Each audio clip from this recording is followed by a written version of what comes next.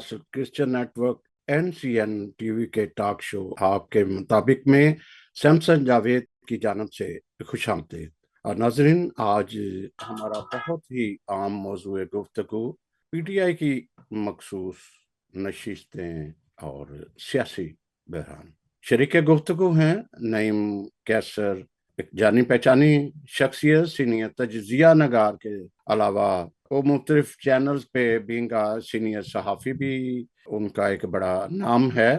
फिर हमारे साथ एडवोकेट अकमल भट्टी साहब हैं, चेयरमैन मिनॉरिटी अलायंस पाकिस्तान, और एक वकालत के हवाले से या इंसानी हकूक़ के हवाले से या अक़लियती हकूक़ के हवाले से भी उनका एक बड़ा काम है। फिर हमारे साथ यंगेस्ट फैसल इलियास हैं, पीस एजुकेशनिस्ट हैं, तजिया निगार हैं, और एक लक ऐसी है, एक हमारी कम्युनिटी के लिए फ़ख्र है कि रशिया, पेरिस और मुख्तलिफ कंट्रीज़ में पाकिस्तान के पीस के हवाले से, यूथ के हवाले से वो अक्सर औकात हमारी नुमाइंदगी करते हैं, यूनिवर्सिटीज़ में लेक्चर भी देते हैं, मिनॉरिटी राइट्स एडवोकेसी पर भी। तो नाजरीन, सुप्रीम कोर्ट का PTI की मखसूस नशिस्तों के फैसले ने सियासत में एक नई हलचल मचा दी। सुप्रीम कोर्ट का PTI के हक में फैसले पर हुकूमत ने सुप्रीम कोर्ट पाकिस्तान में उसका रिव्यू की दरख्वास्त जमा करा दी और साथ साथ PTI पर पाबंदी लगाने का इरादा भी जाहिर कर दिया। इस पर हुकूमत की इत्तेहादी जमातों का इरादा जो है वो इसके शुरू में तो बड़ा मुखालफ आया कि हमने राय नहीं ली गई, लेकिन फिर वो इस वक्त मुतफिक नजर आ रहे हैं। और इस वक्त इलेक्शन कमिश्नर के तहफ़्फ़ुज़ात भी हैं कि ये पूरा नहीं उतरे थे इस हवाले से कि इंट्रा इलेक्शन की उन्होंने मुकम्मल रिपोर्ट नहीं दी। फिर उन्होंने मखसूस नशिस्तें उनके एक मुकर्रर डेट पर उन्होंने जमा नहीं कराई, उनकी लिस्टें जो मिनॉरिटी से तल्लुक़ था जिनका, और बहुत सारे ऐसे तहफ़्फ़ुज़ात शो किए हैं। फिर इस वक्त 1 number planning, 2 number planning, PTI ने भी अपना काम शुरू कर दिया है। और एक बात जो अच्छी नहीं है इस वक्त, क्योंकि सियासत में कोई भी हरफ़े आखिर नहीं होता, उसमें मुज़ाकरात के लिए दरवाजे खोले जाते हैं और खोलना ज़रूरी है, जो कि 2013 से ही PTI ने दरवाजे वो बंद कर रखे हैं। और पहले भी और अब भी ज़्यादातर वो मशहूर हो जाती है खैबर पख्तूनख्वा में, सूबे में, क्योंकि उनकी अक्सरियत पहले भी रही सूबाई सतह पे और अब भी सूबाई सतह पे उनकी अक्सरियत है, तो वो वहाँ पे वो मशहूर हो जाती है एक तरह की। तो मैं शुरू करता हूँ। नईम कैसर साहब, आप सारे हालात और वाक़यात से वाकिफ़ रहते हैं और सहाफ़त का बड़ा एक अहम रोल होता है। ये सारा जो सियासी बहरान है, ये किस तरफ ले जाने वाला है? क्या इसका हल सियासतदानों के पास है, फिर अदलिया से फिर ढूंढा जाएगा, या फिर कोई एस्टेब्लिशमेंट मुदाखलत करेगी और हालात हालात कुछ अच्छे नहीं हैं? आप इस बारे में क्या कहेंगे? जी। Thank you so much Javed साहब, आपका बहुत शुक्रिया, आपके चैनल का, आपके नेटवर्क का। I am very grateful to you जी। बहुत मेहरबानी, आपने इस अहम मौजू पर जो है वो मुझे मौका बख्शा कि मैं इस के ऊपर जो है वो अपनी आरा, अपनी इन्फॉर्मेशन जो है वो आपके साथ शेयर कर सकूं। बड़ा क्लियर कट क्वेश्चन और बड़ी क्लियर कट सिचुएशन इस वक्त जो है वो ये है कि क्या मुल्क में कोई आईनी बहरान आने वाला है?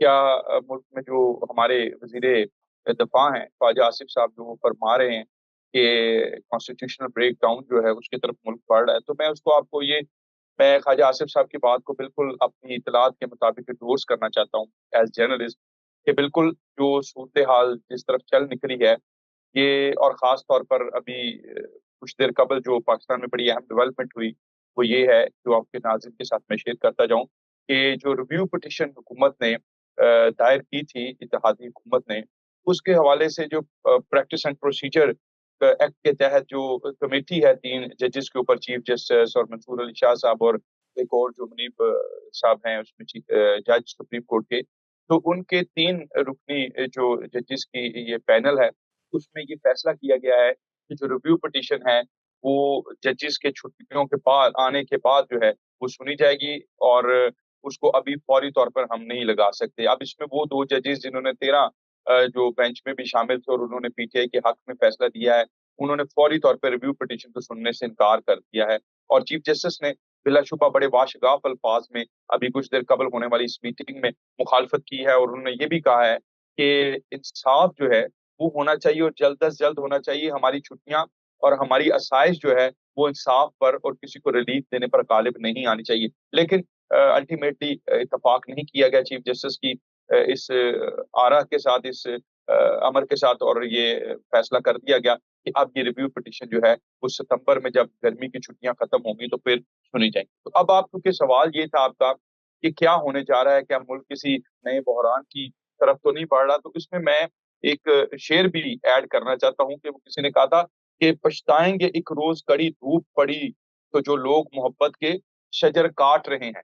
तो आज क्योंकि मेरे उस्ताद हैं सुहेल बड़ाई साहब, उन्होंने एक बड़ा जबरदस्त कॉलम लिखा है, वो कॉलम आप भी जरूर पढ़िएगा और आपके जो नाजरीन हैं वो भी मैं ये जरूर कहूंगा कि 2 आज बड़ी अहम डेवलपमेंट्स जो हैं इस हवाले से मुल्क के हालात का एक तो तकाबली जायजा किया गया 1971 की सूरत हाल के साथ आज तजिया निगार बड़े कर रहे हैं और दूसरा ये है कि जो कॉन्स्टिट्यूशनल बहरान 12 जुलाई के फैसले के बाद जो सुप्रीम कोर्ट ने किया है, ये मखसूस नशिस्तों के हवाले से इलेक्शन कमीशन की और जो पेशावर हाई कोर्ट है, उसके जो फैसलों को जो है वो खत्म किया गया, कालादम करार दिया गया और उसके ऊपर एक नई जजमेंट दे दी गई।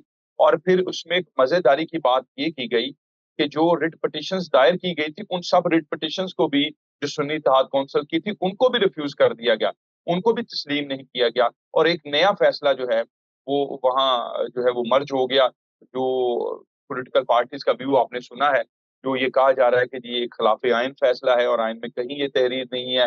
फिर ये है कि आप इलेक्शन शेड्यूल रिवाइज नहीं कर सकते। मतलब बहुत सारी इस फैसले में भी जो मुजमरात हैं और कदगने हैं, उस हवाले से बड़ी बात सामने आ रही है। तो बिल्कुल मैं आपके इस सवाल को जो है इस सिचुएशन में देख रहा हूँ और इसी सिचुएशन की तरफ हम बढ़ रहे हैं पाकिस्तान में कि खुदा ना करे कि कुछ ऐसा हो जाए, लेकिन मुझे कुछ इसमें बैद नहीं लग रहा कि कुछ ऐसा हो भी जाए, क्योंकि जो जजेस का ये फैसला है, आपको मालूम होगा कि पंजाब में जब इसी तरह की एक सिचुएशन क्रिएट हो गई थी, हमजा शहबाज शरीफ साहब वजीर आला पंजाब थे, तो 63A के तहत एक शॉर्ट जजमेंट दी गई थी उमर अता बंदयाल जो उस वक्त के चीफ जस्टिस थे उनकी तरफ से। लेकिन आज तक अगर अकमल साहब या और कोई इसमें कानून का तालिब इल्म है तो जरूर मेरी इस बात को देखिएगा कि उसकी डिटेल जजमेंट आज तक नहीं आ सकी। लेकिन वो शॉर्ट स्टेटमेंट के ऊपर, शॉर्ट जजमेंट के ऊपर ये हुआ कि इत्तेहादी हुकूमत जो है वो पंजाब में खत्म हो गई और उससे एक नया आईनी बहरान आज भी जिसने जन्म लिया और आज भी वो मुल्क में मौजूद है कि आइन में जो कुछ लिखा हुआ है कि अगर कोई अपनी पार्टी से डिफर करता है, इख्तलाफ राय रखता है, वोट कास्ट करता है, तो उस वोट को कैसे ट्रीट किया जाएगा। लेकिन शॉर्ट स्टेटमेंट में कहा गया कि अगर कोई वोट कास्ट करे तो उसको आपने काउंट ही नहीं करना, सुप्रीम कोर्ट ने कहा। और वो आज तक आइन से मुतसादम फैसला है, मतलब वो कहीं मैच नहीं कर रहा। इसी तरह ये जो 13 रुकनी बेंच ने ये फैसला सुना और 8 जजेस ने ऊपर फैसला दिया, उसके ऊपर भी उसी तरह तमाम पॉलिटिकल पार्टीज की रिजर्वेशंस हैं। और मैं आपको ये भी बताता चलूं कि पीटीआई जिन पार्टीज के साथ बातचीत कर रही है, बस जिसमें मौलाना फजलुर रहमान साहब हैं, उनको इत्तेहादी बनाना चाह रही है, तहरीक-ए-तहफ़्फ़ुज़ आइन जो एक प्लेटफॉर्म उन्होंने तश्कील दिया उसके ऊपर भी, तो मौलाना फजलुर रहमान साहब ने भी यही कहा है कि हम इस फैसले से मुत्तफिक नहीं हैं। हम इसको फिलहाल जो है वो किसी पार्शियली जो एक्सेप्ट करते हैं, लेकिन फुल फ्लेज हम इसके साथ मुत्तफिक नहीं है। तो अब ये जो सारी सिचुएशन जो राइज़ हुई है, मर्ज हुई है, बिलाशुबा आपका ये जो सवाल है बिल्कुल इसी तरह ही है कि खुदा ना खास्ता बिल्कुल इसी तरह पाकिस्तान में जो कॉन्स्टिट्यूशनल ब्रेकडाउन है, उसकी जो है वो तवक्का की जा रही है और खदशा ये ज़ाहिर किया जा रहा है कि जिस किस्म के ये हालात पैदा किए जा रहे हैं, उसमें जो लोग भी इसको ये ऐसा कर रहे हैं, वो ये चाहते हैं कि कुछ न कुछ मुल्क में ऐसा हो जो गैर आईनी हो। और आपको याद होगा, मैं बिल्कुल इसमें बतौर जर्नलिस्ट आपकी इन्फॉर्मेशन में जो है आम लोगों के इल्म में भी, आपने कुछ फ़ोन कॉल्स भी टेप फ़ोन कॉल्स जो हैं वो सोशल मीडिया पे चलती रहीं, जिसमें ये कहा जाता रहा कि कंपनी लगा देना चाहिए ताकि ये सिचुएशन जो है कि इसको किसी तरफ कंट्रोल हो जाए और हम इस अबहम से और इस सूरत हाल से निकल जाए। तो मुझे अब लगता है कि जो कमबख्त हैं, उनको दोबारा से फुल फ्लेज प्रेशराइज करके और धक्का लगा के इस ट्रेन को जो है उस एंड पॉइंट से आगे ले जाने की कोशिश की जा रही है, ताकि कुछ ना कुछ ऐसा हो जिससे मुल्क जो है वो अनस्टेबलाइज हो। जी। अच्छा, अगर ये बैन लगा देते हैं पीटीआई पे, जैसे जी। पहले भी इसका फायदा तो कोई होता नहीं, जमात इस्लामिया एएनपी पे लगा, फिर मुजीब अवामी पार्टी पर भी लगा, ये जब मशरकी पाकिस्तान और मगरब पाकिस्तान इकट्ठे थे, तो फायदा तो नहीं होता। आप समझते हो कि लग जाएगा ऐसा कोई? देखिए, बात ये है कि सूरत हाल जो है आज वो बिल्कुल मुजीब और इवन ये टीएलपी जो भी जिसको पीटीआई ने बैन किया, उससे ये सूरत हाल बिल्कुल मुख्तलिफ है। इनकॉन्स्टिट्यूशनल जो एवेन्यू है और उसके अंदर जो हम फंसे हुए हैं इस वक्त, जिस किस्म का बैनुल अक़वामी प्रेशर है कि आप देखिए, मैं आपको ये बताऊं कि वजारत खारजा की तर्जुमान जो है पाकिस्तान में, उनको 2 ब्रीफिंग्स यके बाद दीगरे जो हफ्तावार ब्रीफिंग्स होती हैं, उसको इसी पहलू के ऊपर करनी पड़ी कि जो अमेरिका की तरफ से पाकिस्तान में बैन लगाने के हवाले से मौक़िफ़ आ रहा है। फिर आप ये देखिए कि वहाँ जो करारदाद इमरान खान साहब के लिए 393 की नंबर के साथ जो है वो मंजूर हुई और पाकिस्तान पे सैंक्शंस की बात की गई, बैन मतलब और तरह की जो पाबंदियां लगाने की बात की गई। तो इस पैराए में आप देखिए, मुजीब के लिए कहीं भी करारदाद मंजूर नहीं हुई थी। फिर आप ये देखिए कि मुजीब के लिए इस तरह कहीं नहीं कहा गया था इंटरनेशनल प्लेटफॉर्म्स के ऊपर कि जी आप उसको बैन ना करें, और उसके बाद फिर जो रिप्रिकेशंस पाकिस्तान फेस कर रहा है और फिर रिप्रिकेशंस के साथ साथ आप देखिए कि हमारे यहाँ अनाउंस हुआ एसआईएफसी, और हमने सऊदीज और चाइना के साथ मिलकर नए कॉरिडोर्स जो हैं इन्वेस्टमेंट के, उनको ओपन किया। तो आप इसको नोट कीजिए कि इन कॉरिडोर्स के खिलाफ जो अमेरिका के अंदर बैठी हुई लॉबीज हैं, उनकी तरफ से फुल कैंपेन जो है वो इस वक्त लॉन्च्ड है। और उसको ये कहा जा रहा है, पूरी दुनिया को ये बताया जा रहा है कि जनाब ये हो जाएगा, वो हो जाएगा मुल्क में। ये मतलब खदशात और अबहाम जो हैं वो पैदा किए जा रहे हैं, ताकि इकोनॉमिकली जो डिस्टेबलाइजेशन है उसको स्ट्रॉन्ग किया जाए, मुल्क तरक्की ना कर सके। और यहाँ जो कोई भी हुकूमत, ये मैं नहीं कहता कि नून लीग, पीपल्स पार्टी और जो अभी इत्तेहादी हुकूमत है, आप किसी हुकूमत को चार्ज दे के देख लीजिए, तो और उसके खिलाफ इसी तरह प्रोपेगेंडा पूरी दुनिया में कीजिए। नईम साहब, आपकी तरफ हम आते हैं। अभी चलते हैं हम अकमल भट्टी साहब। खदशात सारे जाहिर किए जा रहे हैं as a pressure, being a सहाफी के, ये प्रेशर भी डाला जा रहा है कि बैन लगा दिया जाएगा, लेकिन अमली शक्ल जरा मुश्किल है। आप कैसे ये सारा इसकी सूरत हाल का अहाता करते हैं? क्योंकि ईसा फायज के जो चीफ जस्टिस है, इसको ये कह रहे हैं कि इस्तीफा दें, हमारे केस ना सुने, बल्कि हमारे केस ना सुने पीटीआई। ये सारा कहाँ पर लेके जाएंगे? मुज़ाकरात के भी दरवाजे, जैसे मैंने कहा, कि वो खुले नहीं रखे हुए। जी। जी सर, सबसे पहले तो मैं आपका शुक्रगुजार हूँ आपके नेटवर्क का कि आपने इस अहम मौजू पे गुफ्तगू की। यकीनी तौर पे ये बड़ा खुशाइंद है कि हमें हम बहुत सारे, ज़्यादातर वक्त हमारा माइनॉरिटी इश्यूज पे बात करते गुजर जाता है, लेकिन ये ज़रूरी है कि हम मुल्की बड़े जो इश्यूज हैं इन पे भी बात किया करें, क्योंकि ये अफेक्ट करते हैं। और ये खुसूसी तौर पे ये जो रिजर्व सीट का मामला है, ये दो जो प्रिविलेज क्लास हैं यानी खवातीन और अकलियतें, उनसे मुतल्का है। तो इस पे बिल्कुल इफेक्ट हो रहा है, पूरी मुल्क की पॉलिटिक्स पे इफेक्ट हो रहा है। असल में ये मामला शुरू होता है 8 फरवरी के इलेक्शन से पहले, जब पीटीआई से जो उनका बल्ले का निशान है वो वापस ले लिया गया, और उन्हें जो इंट्रा पार्टी इलेक्शन ना करवाने की वजह से, जो बाद में उन्होंने करवाए भी, वहां से ये कंट्रोवर्सी शुरू होती है, जो चल के फिर आए जब उन्हें उनके लोग जो रिजर्व सीट पे, जो इलेक्शन एक्ट 2017 का सेक्शन 104 के तहत ये जरूरी है कि जो भी रिजर्व सीट पे, वहां पे इलेक्शन कमीशन को जो बड़ी पॉलिटिकल पार्टीज हैं वो अपनी नॉमिनेशन की लिस्टें जमा करवाती हैं। तो वहां पे जब आप फॉर्म जमा करवाते हैं नॉमिनेशन के, एमएनए या एमपीए के लिए, तो वहां पे एक कॉलम में लिखा होता है कि आप किस पार्टी से बिलोंग करते हैं, और फिर वो पार्टी, तो वहां से ये कंट्रोवर्सी शुरू होती है। जो पीटीआई के लोग थे, चूंकि उनकी पार्टी नहीं रही थी, तो इसलिए उनके बहुत सारे लोगों के फॉर्म ही नहीं लिए गए थे, और इनको फिर यहाँ लिस्ट भी इलेक्शन कमीशन ने जारी करने की इजाजत नहीं दी गई थी। तो बाद में 1 मार्च को इलेक्शन कमीशन ऑफ पाकिस्तान ने इन्हें ये करार दिया कि ये इस लायक ने, ये इस काबिल है, क्योंकि ये एक पार्टी करार नहीं, इसलिए ये रिजर्व सीट नहीं रख सकते।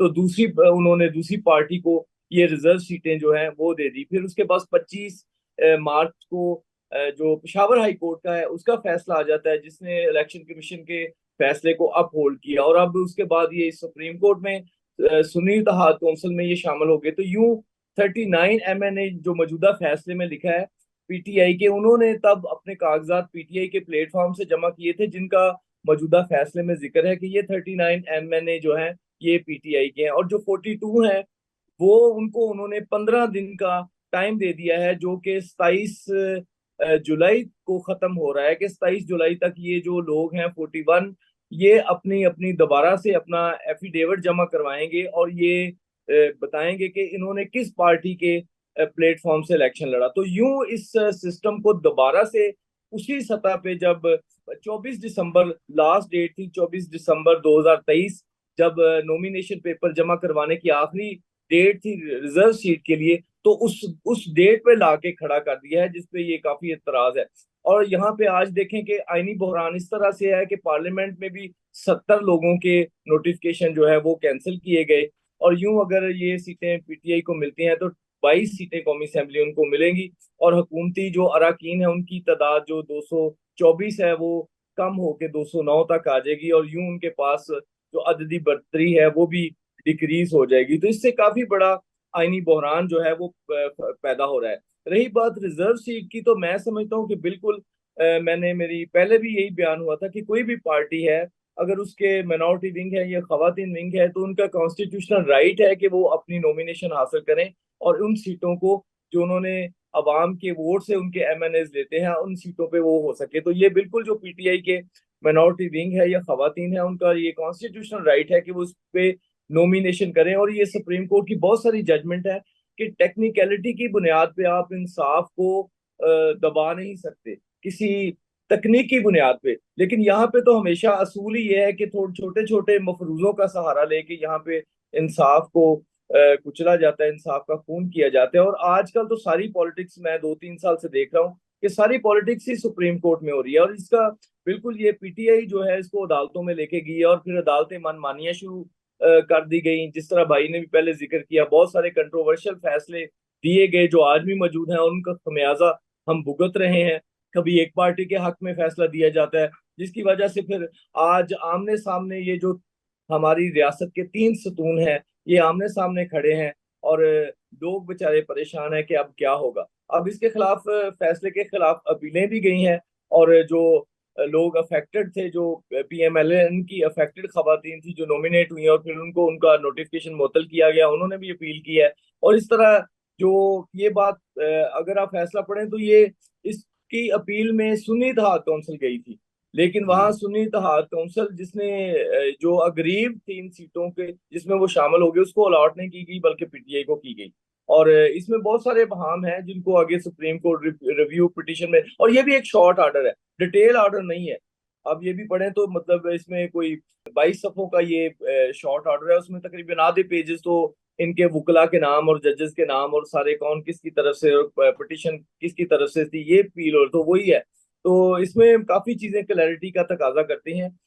मैं समझता हूँ कि इसका काफी इफेक्ट हुआ है पाकिस्तान की पॉलिटिक्स में, और जिसने मजबूर किया है कि लोग अब तजब्जुब का शिकार है। ना सिर्फ लोग बल्कि फिच जैसी जो बड़ी रेटिंग एजेंसी है उन्होंने भी ये कह दिया है कि पाकिस्तान की जो मौजूदा गवर्नमेंट है वो 18 माह तक शायद मुश्किल चले, और उसके बाद टेक्नोक्रेट की गवर्नमेंट आए। और अभी ये सोचा जा रहा है, क्योंकि ये जो हमारी केयर टेकर गवर्नमेंट थी भी ये बिल्कुल टेक्निकल टेक्नोक्रेट्स की गवर्नमेंट थी, और किसी एक अदारे के मन पसंदीदा लोग थे, तो जिन्होंने बड़ी खुश असलूबी से ये सारा काम निपटाया। और मेरा नहीं ख्याल कि अब जो इस तरह की डेमोक्रेटिक गवर्नमेंट है, हमारा सिस्टम ऐसा नहीं रहा कि उस तरह के जो अवाम के चुनिंदा लोग, जो अभी ये भी झगड़ा खत्म नहीं हुआ कि फार्म 47 वाले या 45 वाले कौन से रहेंगे। तो अब ये बिल्कुल हम कहीं आतिशफशां के दहाने पे खड़े हैं सियासी तौर पे। अब मुझे नहीं लगता कि मतलब पाकिस्तान किस तरह की मुश्किल सूरत हाल में, जब हमारी इकोनॉमी तबाह हो रही है, जब ये अदादो शुमार बता रहे हैं कि ये हमारा पेट्रोल 300 रुपए तक जाएगा, बिजली में आए रोज आज फिर 2 रुपए का इजाफा हो गया, एक यूनिट हमारा 64 रुपीज का मिल रहा है, लोग बेचारे रोज की रोटी से तंग आ रहे हैं। तो इस तरह मुल्क को सिर्फ अपने मुफादात की भीड़ चढ़ाना, ये मैं समझता हूँ पाकिस्तान के साथ दुश्मनी है। अब बिल्कुल ऐसा ही लगता है जैसे इन सबको जो है ना इक़्तिदार से ही प्यार है, अवाम से नहीं है। क्योंकि मैं फिर बार बार यही लेता हूं कि 2013 का इसलिए जिक्र करता हूं कि वहीं से जो है ये सारा मशीयत जो गरीब से गरीब तर होता जा रहा है, ये कर्जों की तरफ चले जा रहे हैं, दबे जा रहे हैं, और ये सारी कशमकश है। जब सुप्रीम कोर्ट में ये चल रहा था किस्सा, मखसूस निश्चित है क्योंकि हमारा क्लियर से ताल्लुक है, तो क्या हमारी जो मिनार्टी से ताल्लुक रखने वाले सियासतदान या वकला या सिविल सोसाइटी से, क्या वो वहां उस वक्त ऐसा फरीक बना सकते थे कि इसका बराह रास्त तो मामला हमारे साथ भी है? जी।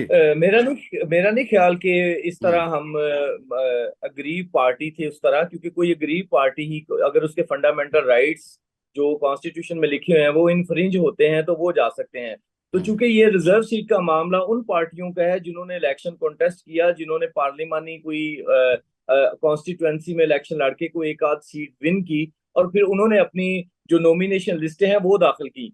तो ये चूंकि टिपिकल एक मामला उन मखसूस नशिस्तों की हद तक था, तो पाकिस्तान में कोई हमारी रजिस्टर्ड पार्टी ऐसी नहीं कि जिन्होंने टिकट जारी करके किसी कॉन्स्टिट्युएंसी में कोई सीट विन की हो और उन्होंने कोई रिजर्व सीट के पे अपने नॉमिनेशन लोगों को दी हो, टिकट जारी किए हो खवातीन और अकलियत की। तो चूंकि हम गरीब नहीं थे, इसलिए मेरा नहीं ख्याल कि कोई इस सतह पे जा सकता था। हाँ, अगर रिजर्व सीट को उसके तरीकाकार में हम तब्दीली चाहते हैं या अपने जो हमारा इंतखाबी निज़ाम है उसमें तब्दीली चाहते हैं, तो उसमें सुप्रीम कोर्ट का ऑलरेडी फैसला जो Rawalpindi bar association versus federation of Pakistan 2016 की जजमेंट है, तो वहां पे सुप्रीम कोर्ट ने ऑलरेडी तय कर दिया था कि चूंकि सुप्रीम कोर्ट का काम जो है वो कॉन्स्टिट्यूशन की तशरीह करना है, कॉन्स्टिट्यूशन को लिखना नहीं। वो जी। अब तो रीराइट भी कर रही है कॉन्स्टिट्यूशन सुप्रीम कोर्ट, तो वो कहते हैं कि पार्लियामेंट जो है वो आर्टिकल 51 में अमेंडमेंट करेगी और ये पार्लियामेंट का काम है। तो फिर ये आपका जो मौजूदा इलेक्टोरल सिस्टम है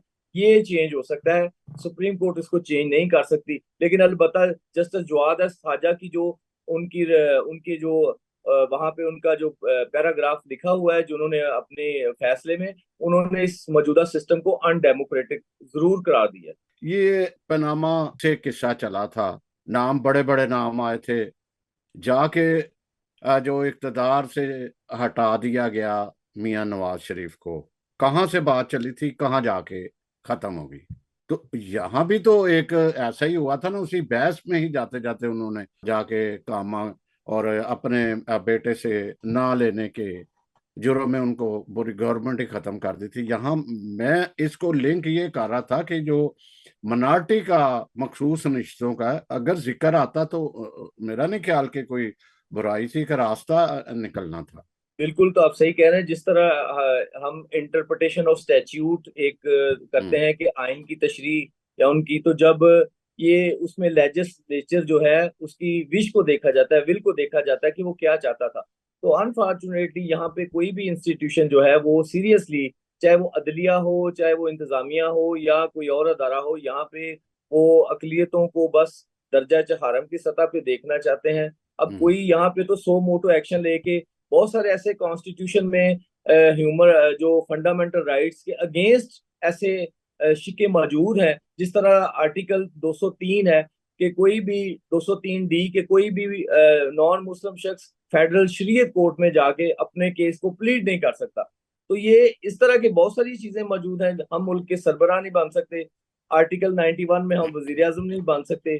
तो इस तरह की बहुत सारी ऐसी कदगन ऑलरेडी मौजूद है। जिस तरह एक बड़ी मुजहिका खेज में आपको article 20 freedom to profess religion, और यहाँ पे आगाज में लिख दिया गया है subject to law public order and morality. यानी एक तरफ आप हमें आजादी दे रहे हैं, साथ ही ये लिख के हम छीन भी रहे हैं कि यानी अगर कोई मुस्लिम शख्स कन्वर्ट होता है तो फिर लॉ एंड ऑर्डर का मसला बन सकता है, मोरालिटी का बन सकता है, तो इसकी वजह से हम वो आजादी छीन सकते हैं।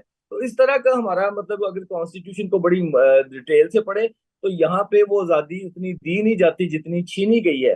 तो मैं तो बांगे दोहल पहले भी कहता रहा हूँ अपनी तहरीक के प्लेटफॉर्म से, मिनॉरिटी अलायंस पाकिस्तान से, कि अब पाकिस्तान को एक नया आइन बनाने की जरूरत है, क्योंकि ये आइन नाकाम हुआ है डिलीवर करने में। अब यही आईनी पेचीदगियां हर रोज सुप्रीम कोर्ट में डिस्कस होती हैं और इसके पास इन बहरानों से निकलने का कोई जरिया नहीं। जी अगर जी कोई जी। जरिया होता तो हमें बार हम्म, बार तशरीह करने के लिए सुप्रीम कोर्ट में ना जाना पड़ता। हर एक इशू पे हम सुप्रीम कोर्ट में जाते हैं। तो हम्म। ये एम्बिगुइटी खत्म होनी चाहिए और आइन को मौजूदा जदीद दसातीर के मुताबिक उसको नया कॉन्ट्रैक्ट करने की जरूरत है, सोशल कॉन्ट्रैक्ट।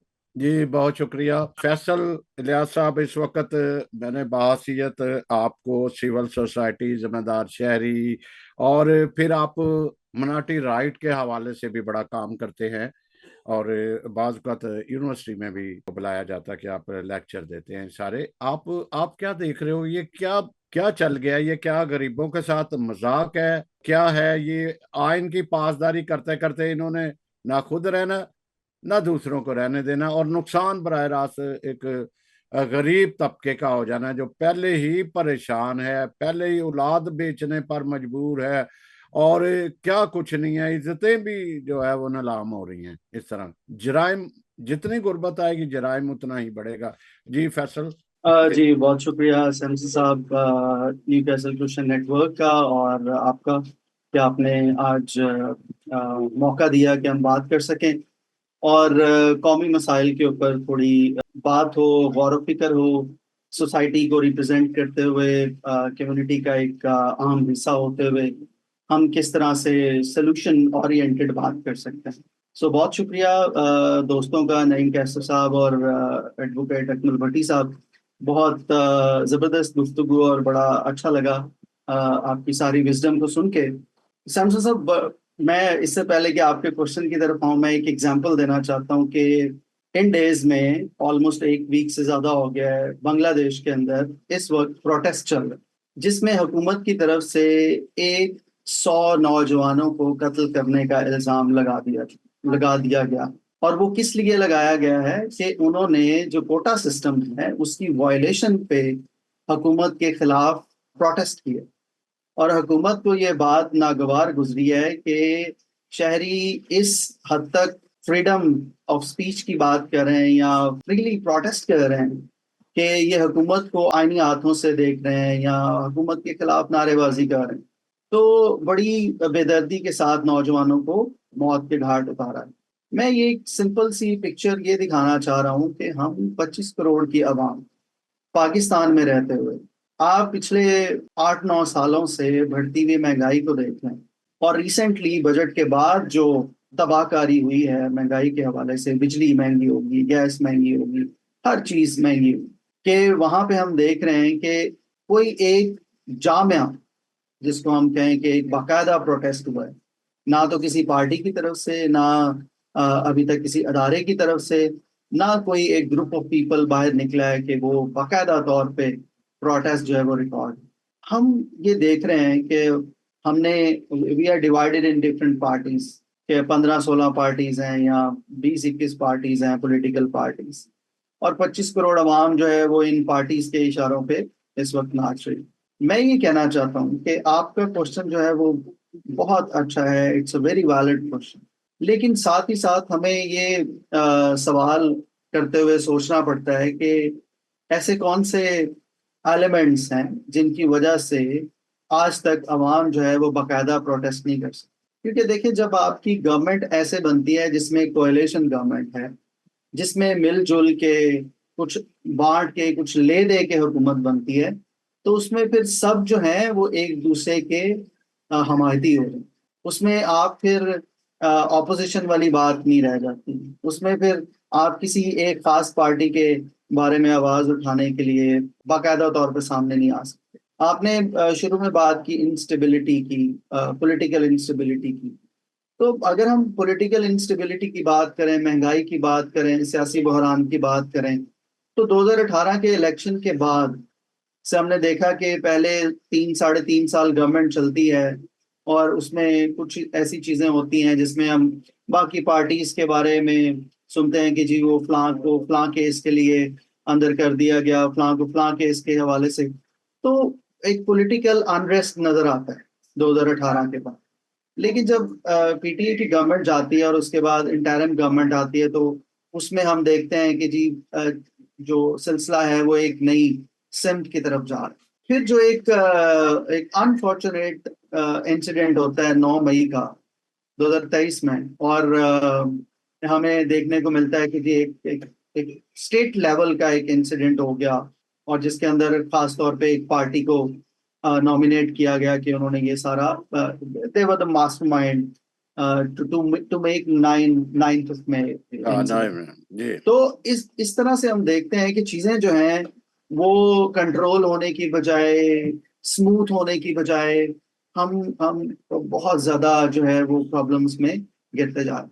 अब आपने सिविल सोसाइटी के हवाले से भी बात की, नो डाउट हम बहुत ज्यादा मिस करते हैं आसमा जहांगीर साहिबा को, हम बहुत ज्यादा मिस करते हैं ऐसे तमाम लीडर्स को जिन्होंने ना सिर्फ अपना एक जिम्मेदार शहरी होने का हक निभाया, ना सिर्फ उन्होंने एक ह्यूमन राइट एक्टिविस्ट होने का हक निभाया, बल्कि सिविल सोसाइटी को फोर फ्रंट पे वो लेके चलती रही और उन्होंने बात की। नो डाउट हम पाकिस्तान के अंदर ऐसी पर्सनालिटीज के फुकदान में हैं, लेकिन साथ ही साथ आजकल की जो सियासत है, जो हुकूमत बन रही है, वो मफामी हुकूमत है जिसमें कुछ ले दे के हुकूमत चल रही है। जब इस तरह की चीजें होती हैं, तो जब लेन देन हो रहा होता है या ले दे की सियासत होती है, तो उसमें जो सबसे ज्यादा पिसने वाला तबका होता है वो आम आवाम। और वो आज हमने बड़े वाज़ेह तौर पे देख लिया है कि अवाम जो है वो इस वक्त इस मुश्किल हालात में है कि महंगाई डे बाय डे बढ़ती चले जा रही है।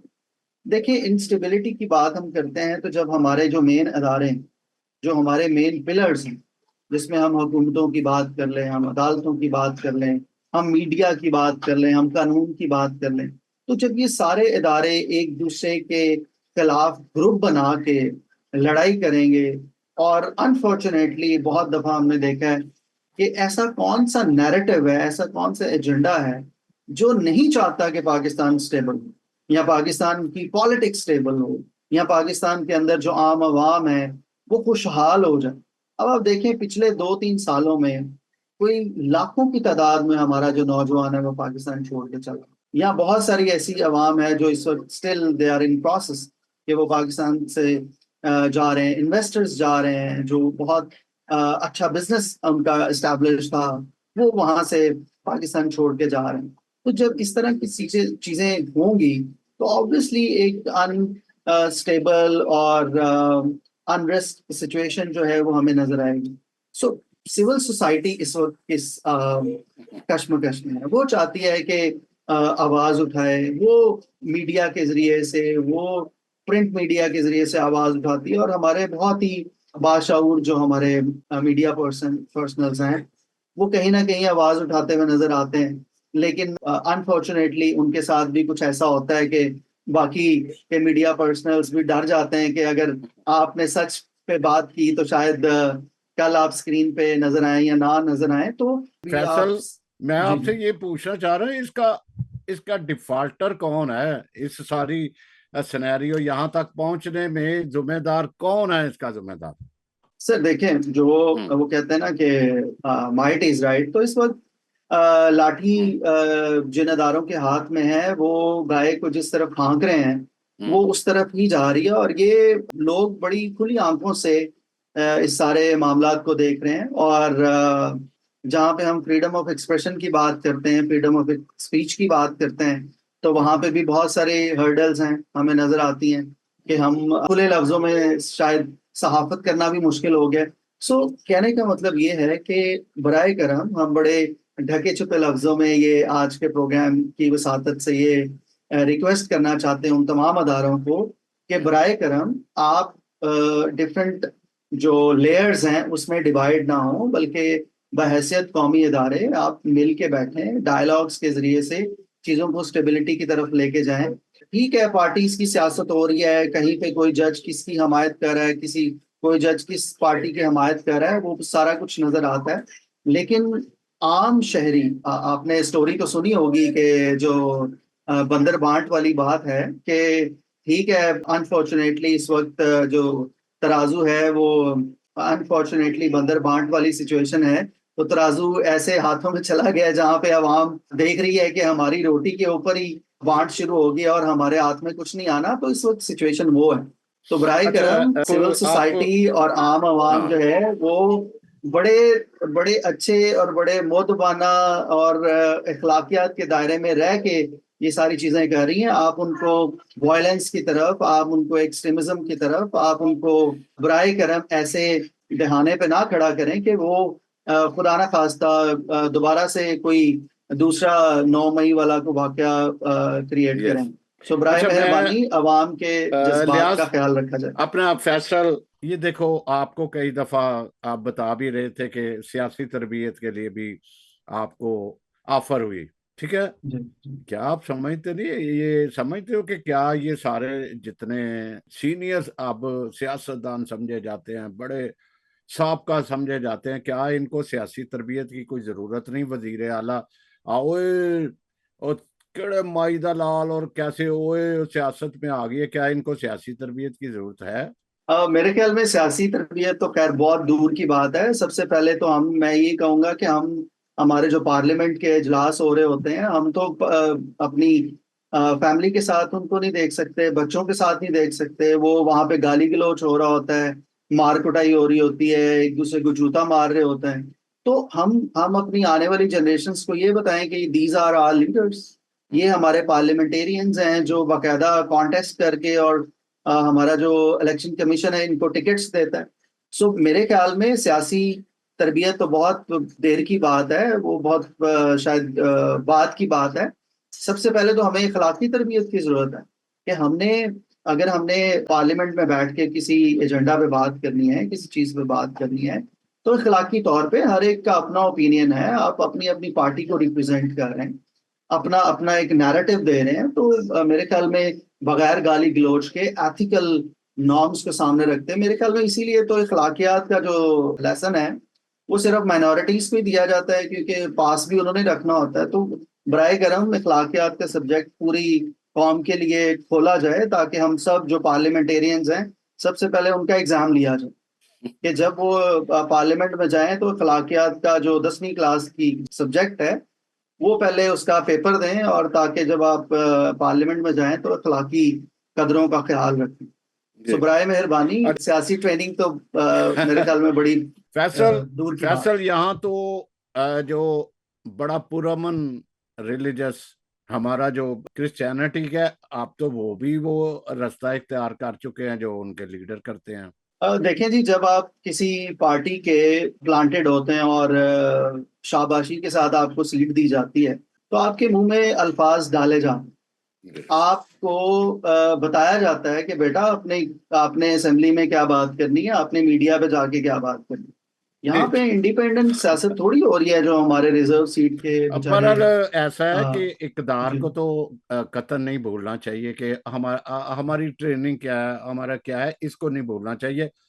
फिर दोबारा आते हैं आपकी तरफ। जी, तो मैं नईम बहुत कैसर शुक्रिया। साहब, ये जो अभी इन्होंने भी फार्मूले बड़े आजमाने के चक्कर हैं पीटीआई के, ये फार्मूला वो फार्मूला किया जाएगा, इस तरह किया जाएगा। क्या ये पीटीआई इस में कामयाब हो जाएगी अपनी सारे सुप्रीम कोर्ट के डिसीजन को फिर हुकूमत को भी चलता करने में, या नए इलेक्शन की तरफ ले जाने के, या फिर मार्शल की तरफ भी जा सकती है सूरत हाल? देखिए, मैं आपको एक और ब्रेकिंग न्यूज़ दे देता हूँ कि PTI is too much desperate. और आज मेरी कुछ दिन कबल एक बड़े अहम पॉलिटिशियन से रब्ता हुआ और मैंने उनको एक मैसेज छोड़ा, मुझे एक डेवलपमेंट का पता लगा तो मैंने पूछा कि इज़ इट ट्रू? तो मैं आपके प्रोग्राम के दौरान ही उन्होंने कहा कि yes it's true, we constitute a committee on it. और वो ये है कि ब्रेकिंग न्यूज़ आपके साथ मैं शेयर कर देता हूँ कि पीटीआई ने मौलाना फजलुर रहमान को ये यकीन दहानी करवा दी है कि अगर मौलाना फजलुर रहमान तहरीके तहफ़्फ़ुज़ आइन को ज्वाइन कर लेते हैं, तो वो कौमी असेंबली के अपने तमाम अरकान के इस्तीफे और जो केपी की असेंबली डिसॉल्व करने की रेज़ोल्यूशन है, वो उनके सुपुर्द कर देंगे। और इसके ऊपर जो कमेटी जो है वो कॉन्स्टिट्यूट कर दी गई है। नईम साहब, ये पुरानी गेम वही होगी कि इस्तीफे, बेनजीर साहबा ने भी इस्तीफे अपने पास मंगवा लिए थे पीपल पार्टी के, और इन्होंने भी बड़ी हमाकत की इमरान खान साहब ने कि उन्होंने जो है वो रिजाइन दे के असेंबली तोड़ के अपने ही पांव पे कुल्हाड़ी मारी। अकमल भट्टी साहब, जी जी अगर मैं सरफराज भाई। ये रिजाइन देने वाली सियासत जो है, जैसे नईम साहब बता रहे हैं कि मौलाना फजल रहमान को भी साथ इसी बात पे राजी किया है। ये जो इस्तीफों की सियासत है, ये किसी वक्त बेनजीर ने भी यही अमल किया था। रिजाइन दिए नहीं थे, ले लिए थे उनसे, सब मेंबरान से, कि आप हम रिजाइन दे देंगे अगर हमारा मुतालबा है। क्या ये पीटीआई बड़ी हिकमत अमली से काम ले रही है? क्या ये उनको इस तरह रिजाइन देने के लिए तैयार कर रही है? जी। अगर कोई ऐसा नईम साहब की रिपोर्ट के मुताबिक अगर कोई ऐसा फैसला हुआ भी है तो मैं ये समझूंगा कि पीटीआई ने कुछ नहीं सीखा। पहले भी उन्होंने अपनी हम्म। हाथ में जो सारी पॉलिटिक्स की, दो सूबों की अपनी हुकूमतें तोड़ के और खुद को उन्होंने बहरान में जानबूझ के दिया।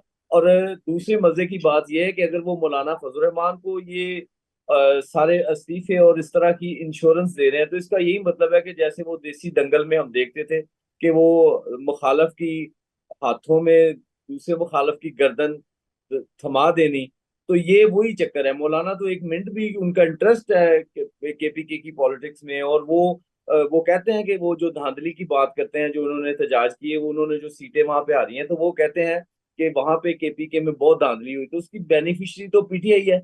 तो मौलाना तो एक दिन का देर नहीं, अगर ये वाकई लिख के देंगे तो मौलाना तो एक दिन की देर नहीं लगाएंगे और फौरी तौर पे दे के और नए इलेक्शन का मुतालबा करेंगे।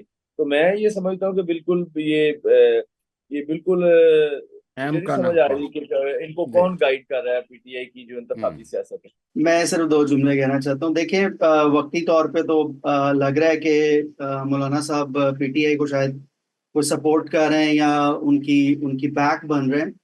तो ये भी पॉसिबल है कि मौलाना साहब इस वक्त प्लांटेड हों और पीटीआई के पास जो कोई आखिरी सांस है वो भी निकालने के लिए मौलाना साहब एक अहम किरदार अदा कर सकते हैं।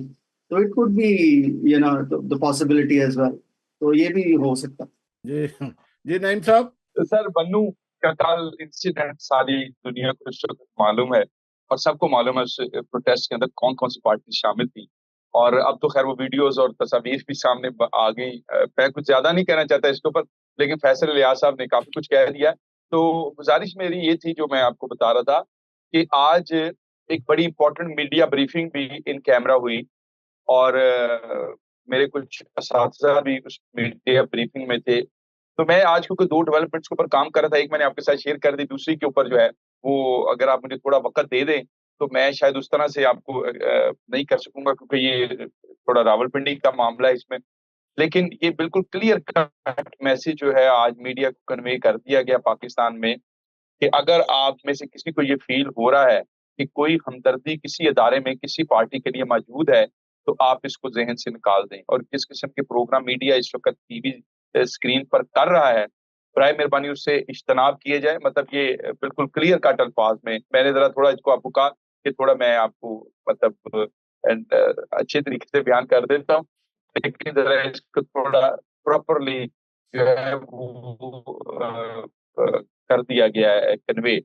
तो अब इसके बाद अगर आप ये समझें कि पीटीआई को बहुत बड़ी पॉलिटिकल गेम कर सकेगी, माशाल्लाह, अब मेरा ख्याल है कि वो 8 जजेस जो हैं वो भी अब उसके बारे में पीटीआई के अपने लोगों ने ये कहा कि इतना फैसला ओपनली नहीं आना चाहिए था, और जो हमारे हमायती थे उनको एक्सपोज नहीं होना चाहिए था। ये वर्डिंग जो है बड़े अहम लोगों ने टीवी चैनल्स के ऊपर, मतलब मैं उसी को कोट कर रहा हूँ, it's not my personal opinion, ये उनके अपने पीटीआई के, आपने सुना ही होगा बहुत सारे, अहमद खान साहब का चैनल मैं नाम ले देता हूँ, अली जफर साहब ने तो यहाँ तक कह दिया कि हम तो उसके पार्टी नहीं थे। तो हम, मैं तो खुद शशदर हूँ, हैरान हूँ।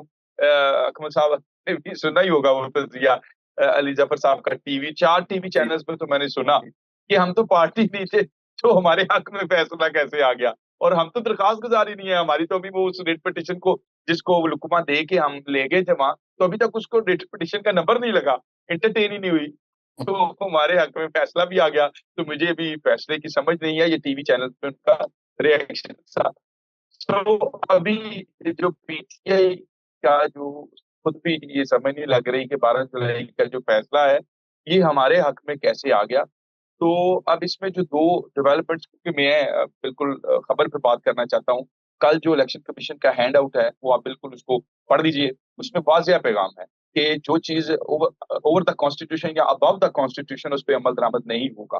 अब कैसे इस फैसले की, यानी जो जजमेंट आएगी जो भी 22 सफ़ों पे है, जिसमें से अकमल भाई ने कहा आधे, मेरा ख्याल है 18 सफ़ाओं के ऊपर तो सिर्फ नाम और एड्रेसेस और रजिस्ट्री के पते हैं, और तकरीबन कोई 2 या 2.5 सफ़ात पे जो मुख्तसर सी।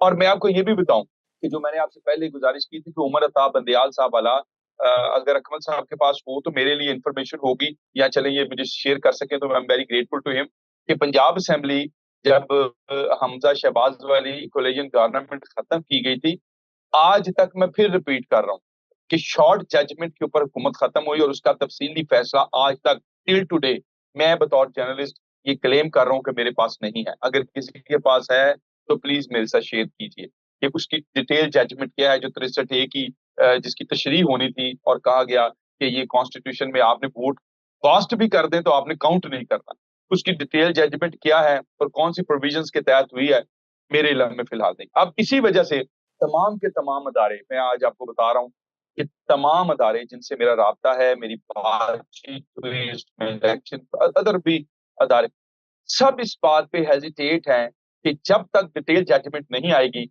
शॉर्ट स्टेटमेंट के ऊपर कोई फैसला अमल दरामद नहीं किया जाएगा। चाहे 15 दिन का टाइम कल खत्म हो जाए, चाहे परसों खत्म हो जाए, शॉर्ट स्टेटमेंट के ऊपर कोई नहीं किया जाएगा। और मैं आपको एक और भी खबर देना चाहता हूँ, अगर आप मुझे इजाजत दें। मेरे इतला ये भी है कि जो डिटेल जजमेंट है उसके ऊपर कुछ जजेस को रिजर्वेशन है उसको लिखने के ऊपर, और इसके ऊपर भी ये एक मौकफ सामने आ रहा है कि डिटेल जजमेंट सितंबर से पहले ना लिखी जाए और इसको भी वेट एंड सी कर दीजिए।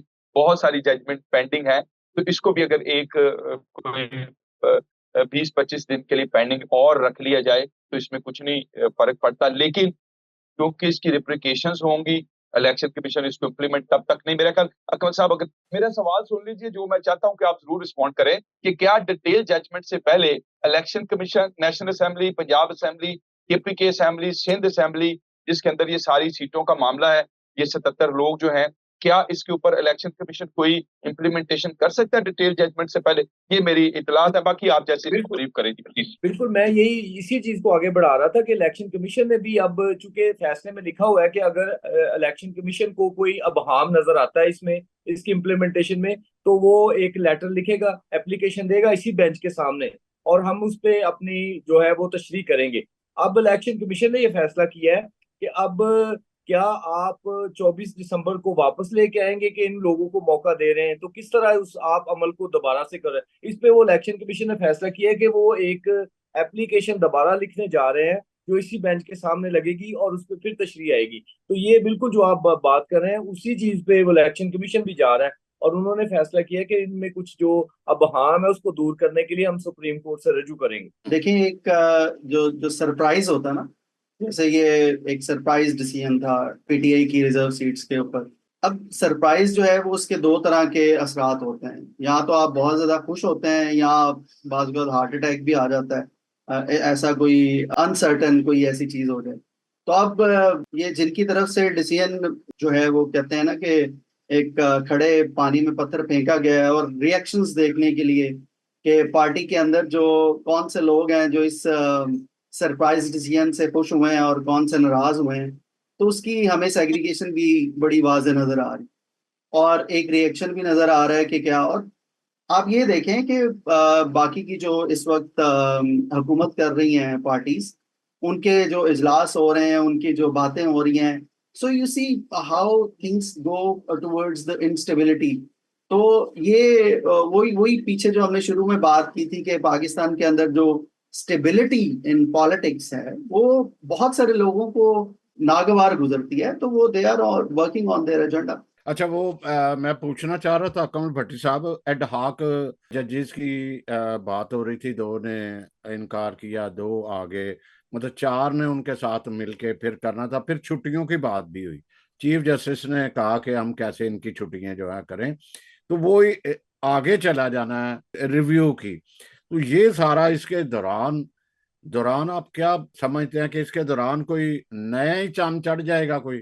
जी डेफिनेटली, मैं एक आपको मजे की बात बताऊं कि जी। हमारा इतना जो जेल पिटिशंस जाती हैं जो सजाए मौत के, जिसमें मर्डर के और रेप के केसेस हैं, और ये पिछले लास्ट वीक में 42 लिस्ट, एक बेंच में 42 केस लगे थे, तो 12 उनमें ऑलरेडी पहले ही फौत हो चुके थे बंदे, जिनकी इतनी देर बाद। तो ये सूरत हाल है, और सारी हमारा बेंच और हमारी सारी जो हमारे आला जजेस हैं वो तो सारे ब्रेकिंग न्यूज छोड़ने के चक्कर में है। वो शायद घर में बता के आते हैं अपनी फैमिली को कि जाके आप आज टीवी देखें, मैं ब्रेकिंग न्यूज छोड़ने वाला हूँ।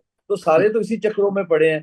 तो आम आदमी तो बेचारा पिस रहा है, उसके बेचारे लोग मर रहे हैं, बहुत सारे अपनी अपीलों के इंतजार में वो दुनिया से रुखसत हो चुके हैं। तो यहाँ पे वो क्या, गालिब का मुझे शेर याद आ रहा है कि तेरे वादे पर अगर वादे की जगह हम इंसाफ लगा देंगे, तेरे इंसाफ पर जिए तो ये जान हमने जाना, कि खुशी से मरना जाते अगर एतबार होता। तो यहाँ पे तो मतलब कुछ भी इंसाफ के खून हो रहा है, और यहाँ पे बस लड़ाई दारों की अपने, अब अपने अपने मफादात के चक्कर में अपने अपने सारे कोई कह रहा है कि ये इस तरह की प्लानिंग हो रही है कि दो जजेस मैं इधर से पकड़ूं, दो इधर से पकड़ूं, चीफ जस्टिस ये लगा लूं ताकि अदलिया के प्रेशर। अब जो इस्लामाबाद हाई कोर्ट है, जब से उन्होंने वो लेटर को इंकशाफ हुआ है, वो हुकूमत के अगेंस्ट फैसले पे फैसले दे रही है। तो यहाँ पे तो एक लड़ाई शुरू हुई है, और लड़ाई में बेचारी आवाम सादा पिस रही है।